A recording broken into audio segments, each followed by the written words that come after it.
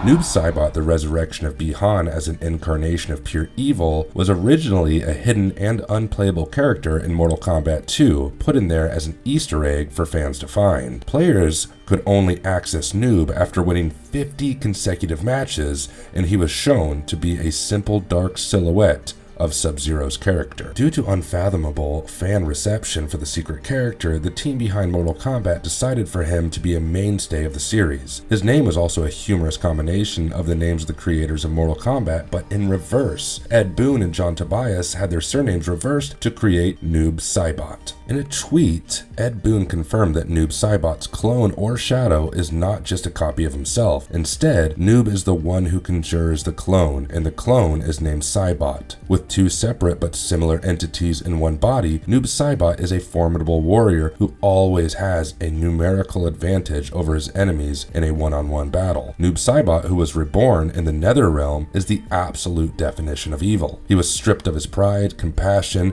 and all that made him human, and the darkness within his soul was let out. In addition to wanting to stay in the Netherrealm, he also wants to conquer and reign over it. Although he has been seen working for villainous warlords like Shinnok and Shao Kahn, his first and foremost loyalty is to himself. Now that you know some interesting facts about this enigmatic character, let us explore the involvement in the original and current timeline of the Mortal Kombat universe. Before we go into our explanation, we have a very small request. If you like our content, please support us by subscribing to our channel. This is a small click for you, but for us, it means a lot. So thank you, and let's begin.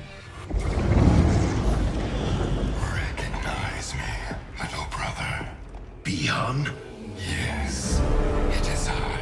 A brief history of Noob Saibot. Original timeline. Before he became a demonic warrior, Bi-Han was part of the Lin Kuei clan of assassins and had the codename Sub-Zero, pointing towards his extreme cryomantic abilities and powers. He was one of, if not best of the assassins that the Lin Kuei had produced. Famous for his capabilities as a thief and a stealthy assassin, Bi-Han caught the eye of Quan Chi, who hired Lin Kuei's services to retrieve an ancient scroll from the Shaolin Temple. As Bi-Han made his way through the Shaolin Temple in search of the scroll, he encountered a member of the rival clan, Scorpion from the Shirai Ryu. Unknown to Bi-Han, it was Quan Chi himself who had hired help from the Shirai Ryu as well. Warriors destined to fight, the two engaged in a hard-fought battle with Sub-Zero coming out on top and killing Scorpion in his cold and methodical ways. To show his devotion to Lin Kuei, Bi-Han, who was hesitant on working for the suspicious sorcerer, continued his mission regardless. Sub-Zero then returned to the Lin Kuei headquarters with his mission being a success. As was the bargain with the Lin Kuei Grandmaster, Quan Chi completely annihilated the Shirai Ryu clan by killing all of its members. The sorcerer even revealed that he hired Scorpion in case Sub-Zero failed in his mission. This did not sit right with Sub-Zero. Quan Chi then explained how the scroll was the map of the Temple of Elements. Banished from entering it himself, Quan Chi required Sub-Zero once more. Hidden within the depths of the temple was an artifact that Quan Chi had his eyes on. The artifact was an amulet that was said to contain unimaginable powers within it. Embarking on his mission, Sub-Zero was instantly in the face of grave danger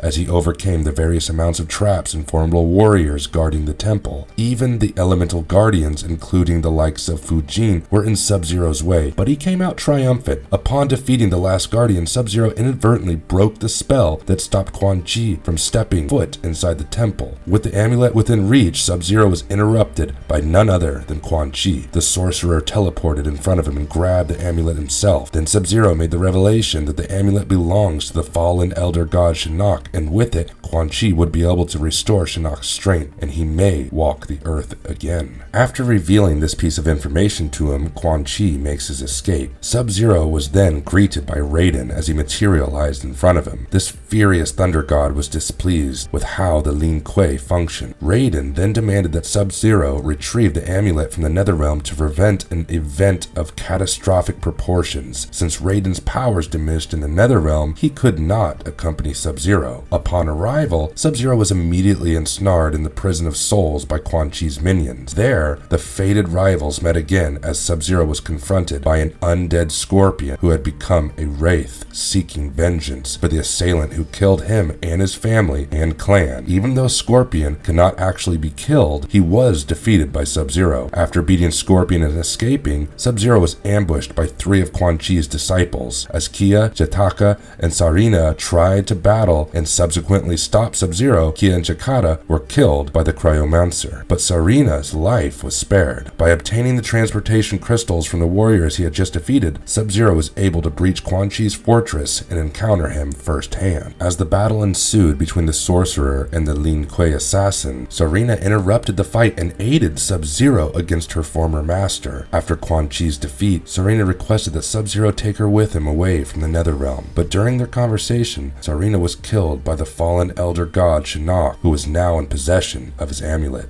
Although it was later revealed that the deceitful sorcerer had handed Shinnok a copy of the amulet and the original was still hidden somewhere, using his masterful ways of stealth and cunning, Sub-Zero was able to avoid the wrath of Shinnok and retrieve the amulet. In a timely manner, he escaped the Netherrealm through a portal that Raiden had conjured. It is unknown whether Sub-Zero fought the demonic monstrous form of Shinnok, but he returned unharmed and delivered the amulet back to Raiden. Although successful in his mission, Sub-Zero's mind was clouded with the words of the sorcerer from the conversation that they had before he was defeated. Quan Chi stated that any Earthrealmer who stayed in the Netherrealm for too long would start losing their mind and succumbing to the darkness. But Sub-Zero was unaffected by it due to the coldness in his heart and the evil that wrought within. Raising his concerns in front of Raiden, Sub-Zero was consoled by the Thunder God, who informed him that he was not inherently evil and it was up to him to change his fate. After these events, when Bi-Han returned to the Lin Kuei headquarters, he was informed by the Grand Master that Shang Tsung had invited him to participate in the Mortal Kombat tournament. Prior to this, Sub-Zero had received a bounty for killing Shang Tsung. Hoping to complete his mission, he agreed to participate in the tournament and eventually planned to assassinate Shang Tsung. Sub-Zero's fate during the tournament is still unknown, but as Raiden had explained once, Sub-Zero's alchemist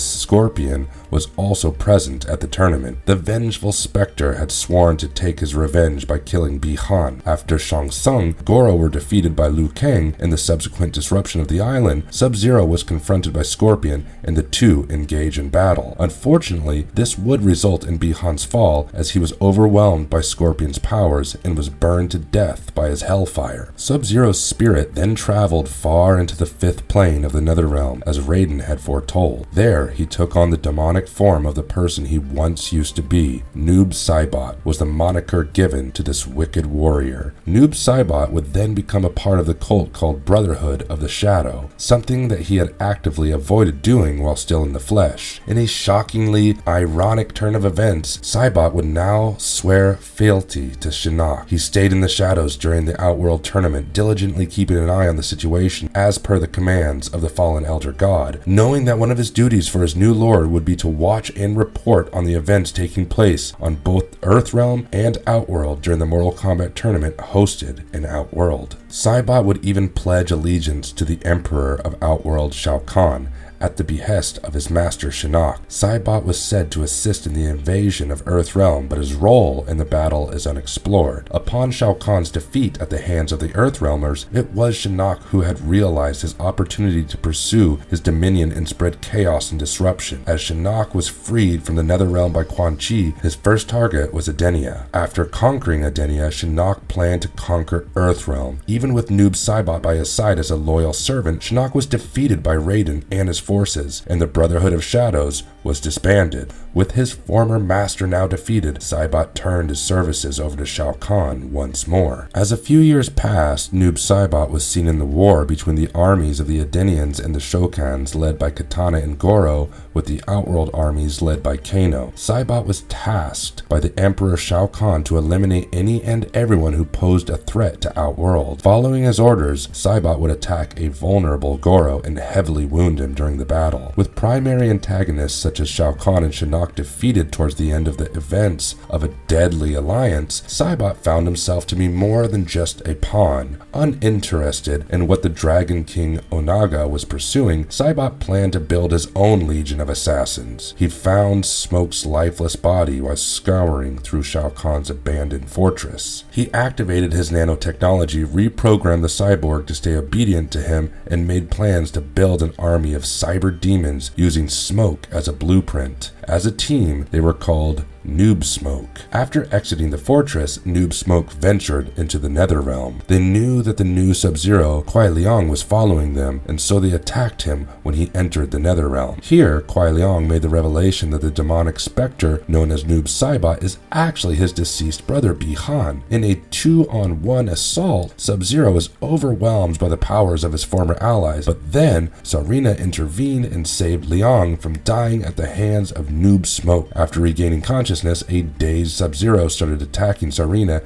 at the sight of her demonic form in front of him, and she fled back to the depths of the Netherrealm. There, she was ambushed by Noob Smoke and her former master Quan Chi, who demanded to know where the Lin Kuei headquarters was situated. As time passed, Noob Saibot was seen alongside Smoke during the invasion of the Lin Kuei palace. Their plan was to infiltrate and corrupt the Lin Kuei, regain control of the clan, and kill Kuai Liang. Their plans were foiled, however, due to the intervention of the demigod Taven from Edenia, who fought alongside Sub-Zero. Then Liang's mission was to restore his brother and friend from their wretched evil constraints, and he was successful in restoring Smoke's memories, but was unable to do the same for his brother, who remained to be Noob Saibot. As the Battle of Armageddon was approaching, Saibot was able to escape and later joined the forces of darkness. During the battle, he was seen fighting Queen Sindel, but the reason for his death was unknown, as he was stabbed by a sword. Current timeline. As the timeline shifts after the Battle of Armageddon, we are greeted with the Mortal Kombat tournament being held at Shang Tsung's island. Bi-Han is sent by Lin Kuei to represent their clan alongside Sector and Cyrax to fight for the forces of Outworld. As the tournament fixtures went, Shang Tsung made Sub-Zero battle against Sonya Blade in Goro's lair, but he was defeated. Later in the tournament, Sub-Zero was being hunted by Scorpion, who kept demanding to fight his family and clan's murderer. Even though Bi-Han knew nothing about Scorpion's wrongdoers, the Spectre was convinced that it was Bi-Han due to the machinations of the sorcerer Quan Chi. Finally able to get his hands on Sub-Zero, Scorpion dragged him to the Netherrealm and ensured that he would get his revenge. As the two fight, Scorpion gains an advantage and defeats Sub-Zero. Although his plan was to avenge his loved ones by killing Sub-Zero, Scorpion's earlier conversation with Raiden made him hesitant to end Bi-Han's life. Suddenly, Quan Chi appeared and started to show Scorpion illusions of the day when his family and clan were ruthlessly murdered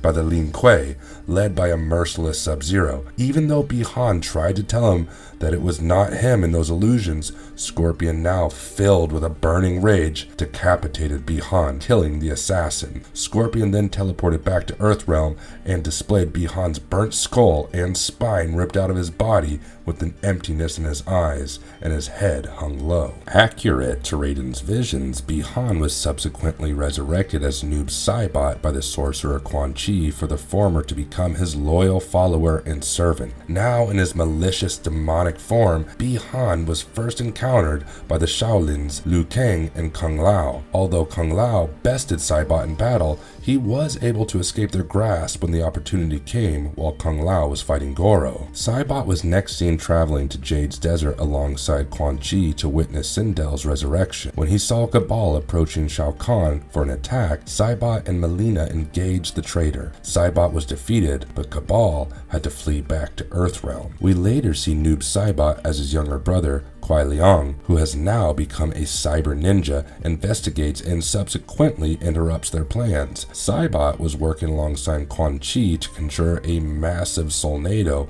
but left his work to challenge Sub-Zero as he was aware through Kano that Sub-Zero was a defector. This is the part where Noob Saibot reveals to Kuai Liang that it is actually Bi-Han, his elder brother, who has now become Saibot. Noob expresses his disdain towards his brother and how Liang was never worthy enough to hold the mantle of Sub-Zero. He also claimed that even though the two shared blood, they were no longer brothers. As their battle ensued, Sub-Zero was triumphant, and upon his victory, he mentioned how Noob was right in saying they were no longer family. Later, Noob Saibot is seen battling the shaman, Nightwolf, and losing yet again. Nightwolf even manages to destroy the Solnado by kicking Saibot into it, who is then consumed by the souls it contains. As several decades passed, Noob Saibot made his eventual return during Kronika's pursuit of reaching her idea of perfection in the new era. During Kuai Liang and Hanzo Hasashi's infiltration of the Cyber Lin Kuei production factory, we see Noob Saibot confronting them to put a stop to their actions.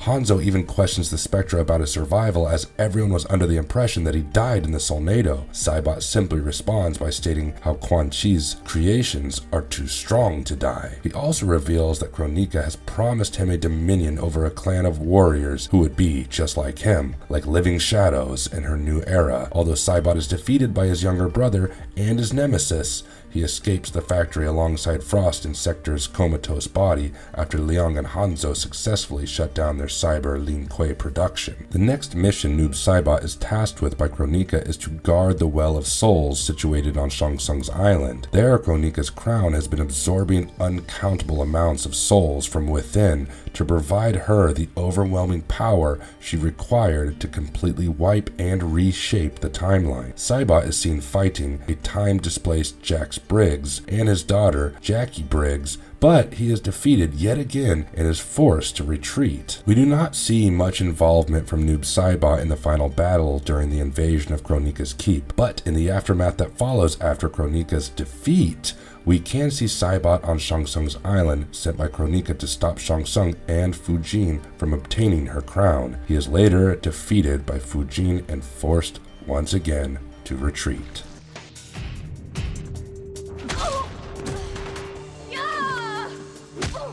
He briefly appeared in the movie Mortal Kombat Annihilation. Played by J.J. Perry in the 1997 Mortal Kombat Annihilation, Bi-Han Sub-Zero is mentioned by Kuai Liang Sub-Zero upon meeting with Liu Kang and Sonya Blade after he saved them from an ambush by his former ally Smoke. Liang mentions how it was his older brother Bi-Han that Liu Kang killed in the tournament prior. Later in the movie, Noob Saibot makes an appearance as a warrior who emerged from Ermac during this battle against Sonya Blade. Saibot teamed up with Ermac to attack Sonya with coordinated strikes consisting of punches and kicks until they were stopped by a timely arrival of Jax. Upon Saibot's defeat, Jax supposedly lands a fatal punch on the Revenant off-screen, which results in killing him.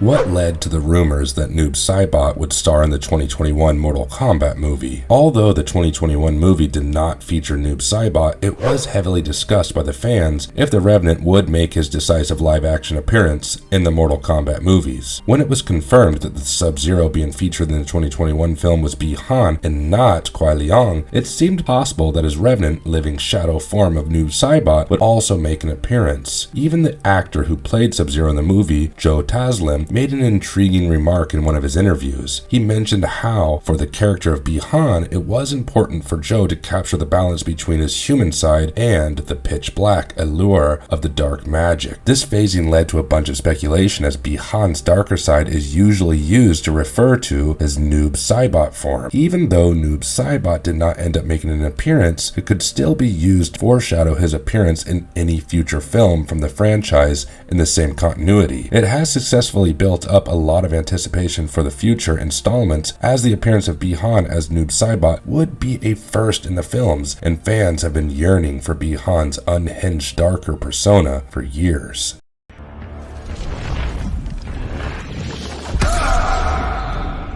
What was Noob Saibot like? As we discussed his lore earlier, Noob Saibot was originally a human known as Bi-Han. He donned the mantle of Sub-Zero and was a warrior from the Lin Kuei clan of assassins from China. True to Raiden's foresight, upon the death of Bi-Han, he would be turned into a revenant by the sorcerer Quan Chi for his dirty deeds. Upon the murder at the hands of Scorpion during the first Mortal Kombat tournament, Bi-Han's soul was doomed to the fifth plane of Netherrealm. He was resurrected and corrupted by the sorcerer Quan Chi to do his bidding and serve the fallen elder god Shinnok. Bi-Han was stripped of any and every emotion he felt as a human. Upon his rebirth in the Netherrealm, Noob was a pawn to conquerors such as Shao Kahn and Shinnok. Still, his true alliance was always to himself, as he wanted to eventually rule the Netherrealm. Donned in all black clothing, Noob Saibot has had many variations in the past, with all of them following a single theme, ensuring that Noob would be nothing but black in color. This was an attempt to depict how inherently full of evil he is and how he is nothing like Bi-Han used to be as a human. The decision was also made to honor the first appearance of Noob Saibot, where he was just a dark silhouette of the various ninjas in the original games. In Mortal Kombat 11, Noob's design was revamped, and the character looks better than ever. He is shown in all black armor with purple energy radiating from his chest, while his iconic sickle is placed on his back.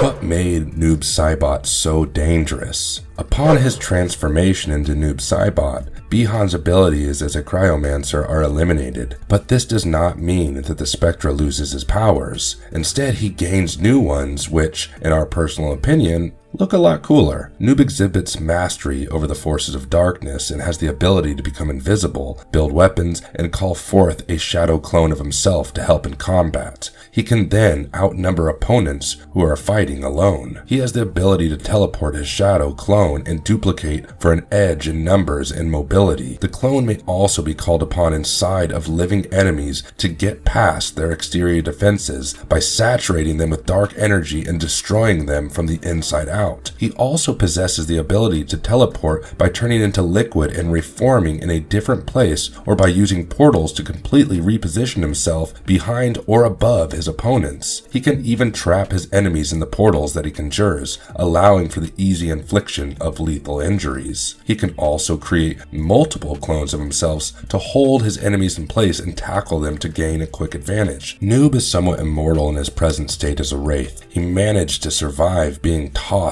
into the Solnado by Nightwolf, establishing that he is pretty much indestructible by traditional means. The souls that were spinning around the vortex could not stop Noob from absorbing them and exploiting them as fuel for his strength. In addition, he carries a sickle that is embedded in his heart, and yet he doesn't seem to hurt because he repeatedly sheathes and unsheathes the weapon. Recognize me, little brother. Bi-Han? Yes.